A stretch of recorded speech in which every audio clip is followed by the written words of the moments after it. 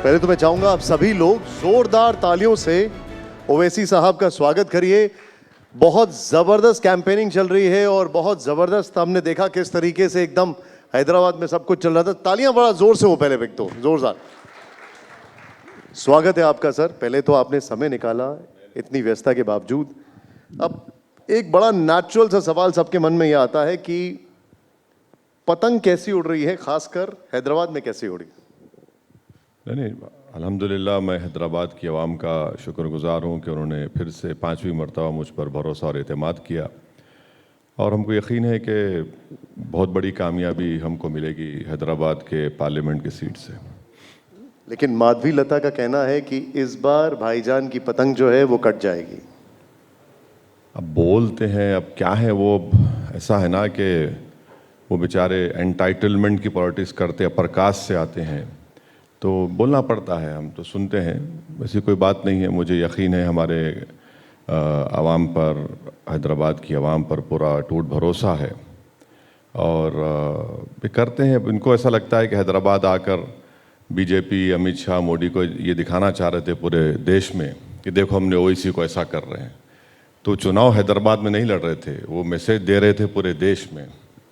तो वो उसमें वो कोशिश कर रहे थे और उसमें भी नाकाम साबित होंगे।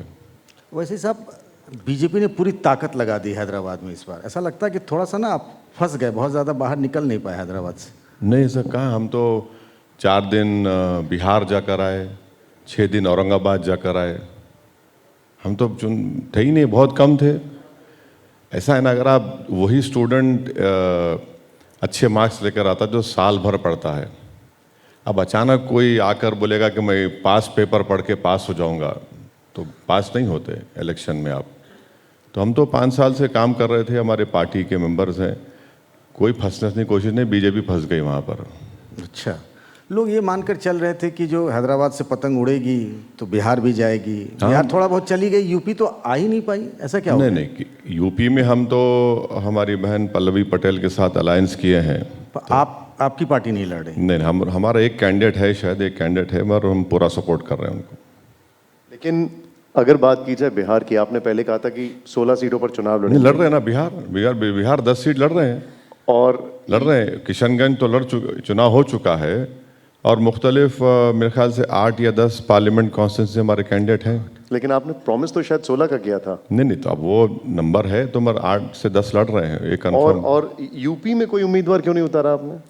नहीं, यूपी में क्योंकि हमारा अलायंस हो रहा था, थोड़ा बातचीत हम लोगों की थोड़ा देर से हुई, मगर अब फैसला हो चुका है तो इनका साथ देंगे। हमारी कैंडिडेट है वो, ये उस अलग पार्टी नहीं है, अलायंस में पीडीएम का हिस्सा है, तो हमारे कैंडिडेट हैं वो। बिहार की अगर बात की जाए तो सीमांचल के लगभग सभी मुस्लिम बहुल क्षेत्रों में चुनाव समाप्त हो गए। AIMM ने अपने उम्मीदवार जो हैं वो नहीं दिए। पूर्णिया, अररिया, कटिहार जैसे मुस्लिम बहुसंख्यक वाले क्षेत्रों में आपने उम्मीदवार नहीं उतारे। ऐसा कहा जा रहा है कि आप बेसिकली जो महागठबंधन है उसकी मदद कर रहे हैं। बिल्कुल नहीं, हम तो पाटलिपुत्रा में लालू की बेटी के खिलाफ कैंडिडेट दिए, मधुबनी में दिए, जहाँ जहाँ इनके बड़े बड़े कैंडिडेट हैं वहाँ पर हम खुद जाके कैंपेन करेंगे। किशनगंज की हद तक, क्योंकि हमने जो 5 विधायक जीते थे उसमें से 4 हमारे किशनगंज पार्लियामेंट सेगमेंट के थे, 6 में से। तो जाहिर है अब हमारा स्ट्रांग पॉइंट वही था, तो हम वहीं पे किशनगंज लड़ना चाह रहे थे, किशनगंज लड़े। और हमारी अख्तर भाई का ख्याल ये था कि सर हम ज़्यादा पूरी फोकस किशनगंज पे करते हैं बजाय कटिहार, अररिया, पूर्णिया को छोड़कर। ये विधानसभा जब आएगा इन जगह पर इलेक्शन लड़ेंगे हम लोग। पहले वैसे साहब आपको बीजेपी की बी टीम कहा जाता था, कई बार आपने इस बात को लेकर जवाब दिया। अब एक नई नैरेटिव है नया कि आपको कहा जा रहा है कि कांग्रेस की बी टीम है। कोई दोस्ती वोस्ती हो गई क्या ऐसा? अब ऐसा है ना पंकज भाई, ये मामला ऐसा है कि जहाँ पे जिसको कन्वीनियंट नज़र आता वो बोले जाते हैं। अब प्रधानमंत्री मोदी हैदराबाद आए और आकर बोले कि हैदराबाद को लीज पर दे दिया गया, कांग्रेस और बीआरएस ने लीज पर दे दिया। अब वही प्रियंका वाड्रा आकर कहती हैं कि हम बी टीम है। तो मेरे पास तो इसका इलाज नहीं है, मगर एक बात तो यह है कि इनको तकलीफ़ तो होती है दोनों को हमसे, तो वो बात अच्छी है। आपने कहा दोनों को तकलीफ होती है, फिर ये जो तेलंगाना के सीएम है रेवंत रेड्डी, आप उनकी तारीफ करते हैं, वो आपके कसीदे पढ़ते हैं, मामला क्या है? नहीं, तारीफ का नहीं है। देखिए, जब चुनाव हो गए तो हमने उनको मुबारकबाद का फ़ोन किया, और हम तो आप जानते हैं कि हमने तो ओपनली बीआरएस का सपोर्ट किया था। तो खैर वो बातचीत हुई करी, तो फिर हमसे कहा कि भैया थोड़ा हमारे कॉन्स्टिट्यूंसी का डेवलपमेंट का काम है, 2 अहम काम है, करवा दीजिए। तो बोले क्या कराना है? हम बोले भाई एक मेट्रो का एक लाइन बाकी है, उसके लिए लैंड एक्विजिशन के लिए 2000 करोड़ लगेंगे, और रोड वाइडनिंग 3 जगह पर 120 करोड़ लगेंगे। तो बोले 2 दिन के बाद फ़ोन करके बोले असद भाई मैं 200 करोड़ दिया हूँ रोड वाइडनिंग को, और मेट्रो का जो एक लाइन बची हुई है मैं आके फाउंडेशन लगाता हूँ, आप आएंगे मेरे साथ? मेरा बिल्कुल, क्यों नहीं आऊँगा। जो आए हम उनका वेलकम किए। तो डेवलपमेंट के लिए तो बात करना पड़ेगा ना, अगर डेवलपमेंट हम नहीं कराएंगे तो फिर कैसा होगा। तो मैं तो उनका शुक्रिया अदा किया, और उनकी पार्टी का कैंडिडेट मेरे खिलाफ भी है। एक तरफ आप बता रहे हैं कि डेवलपमेंट के लिए बात करना पड़ता है, दूसरी तरफ इफ्तारी कर रहे हैं, वो कह रहे हैं कि मैंने पूरी कोशिश कर ली लेकिन ओवैसी साहब को नहीं हरा सकता।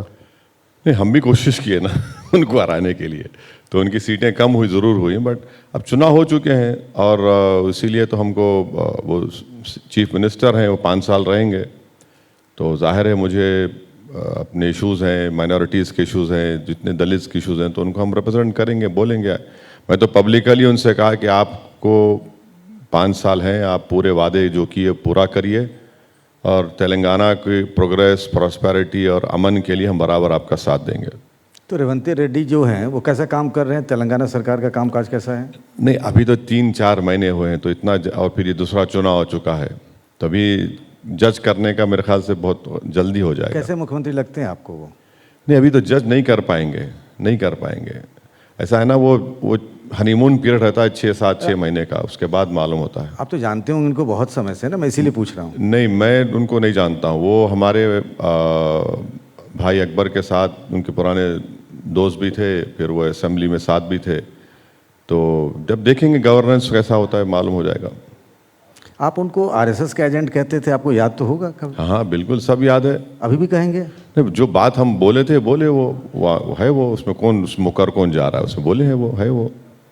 लेकिन आपने एक बात कही और आपने कहा कि ये चुनाव मामू को जिताने का नहीं, मोदी को हराने का है। हाँ, यानी आप मोदी को हराने के लिए किसी के साथ भी जाने को तैयार हैं? नहीं, देखिए, बीजेपी को हराने के लिए तो हम शुरू से कोशिश कर रहे हैं, मगर ये दूसरे पार्टी बोलते हैं बी टीम है, ए टीम है, सी टीम है, क्या क्या बोलते हैं।